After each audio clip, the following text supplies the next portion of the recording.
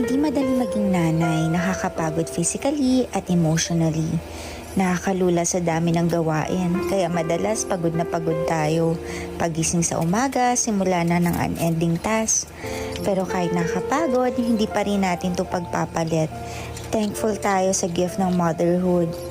Tulad ng cellphone, kailangan mo i-charge para hindi malobat at madrain. Tayo din mommies, kailangan natin ma-charge para hindi tayo malobat at madrain.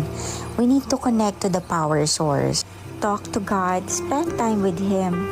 Kailan ka huling nag-devotion? Kailan tayo huli nakipagkwentuhan sa Kanya?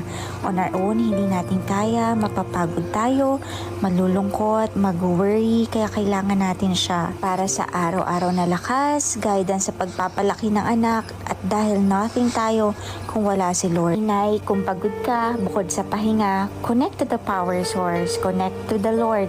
We don't